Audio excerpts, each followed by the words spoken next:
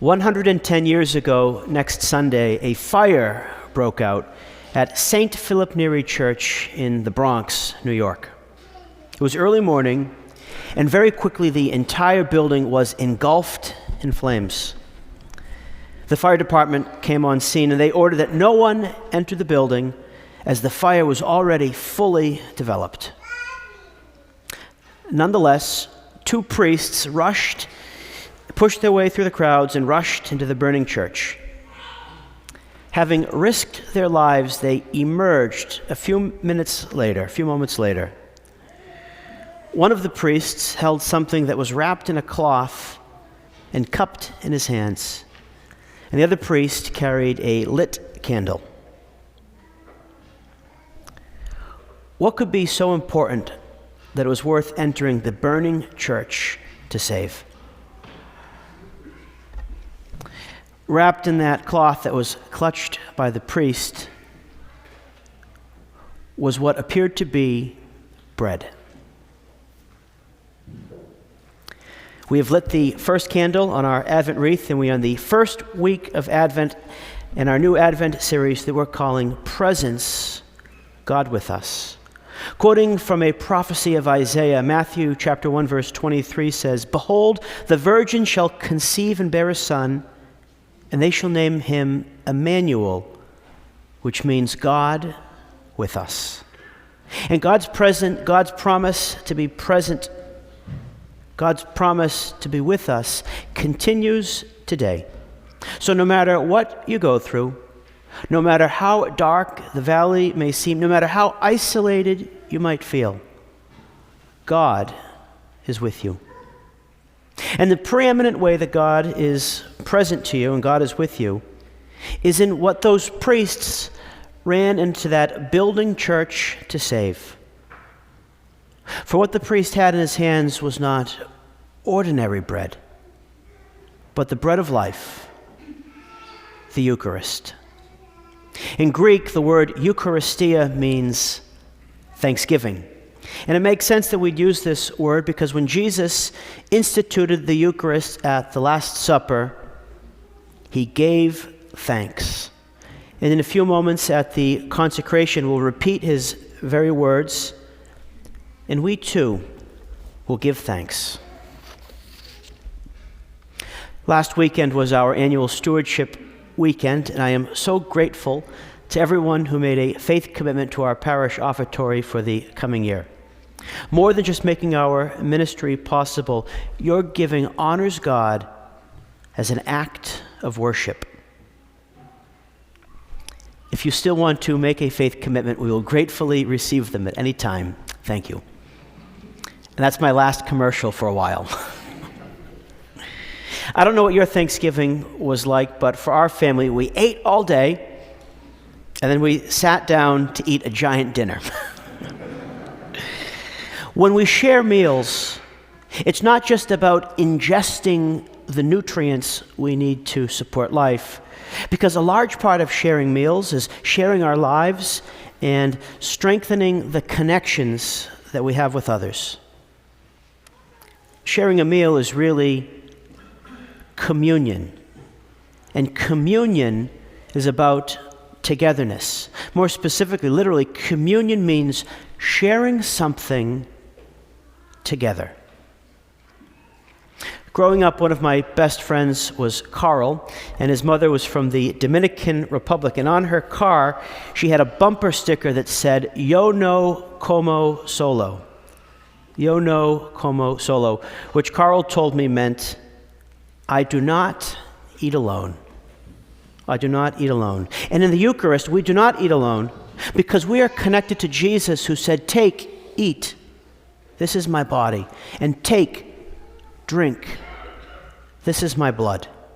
As well as connecting us to God, the Eucharist connects us to all of the members of Christ's mystical body, the Church, which includes all of the saints in heaven, all of the souls in purgatory, and all of the people, all of our brothers and sisters that are members of the Church on earth.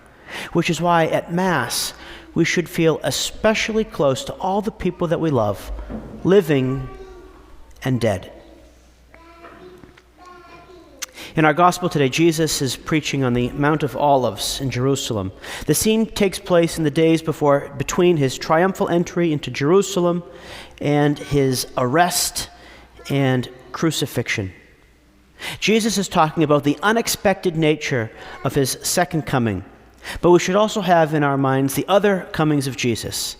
His first coming into the world at Christmas, his coming for you personally at the end of your life, and the 1,001 other ways that he comes into your life with inspirations, impulses, insights, feelings of encouragement, or even invitations to convert. Jesus starts by talking about what people were doing at the time of the great flood in Noah's time. And I think it's a good opportunity for us to do a quick pop quiz. How many animals did Moses bring on the ark? You got me. 0. Moses didn't have the ark. Noah did. Okay. I'm sorry. I too much turkey. We'll get back to the gospel. In those days, in Noah's time, they were eating and drinking, marrying and giving in marriage. Simply put, the people were doing the ordinary things of life, and they had no sense that the great flood was coming. And then Jesus says it'll be the same thing at his second coming.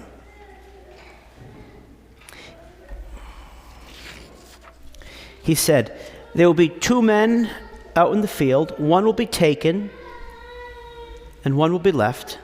There'll be 2 women grinding at the mill, one will be taken and one be left.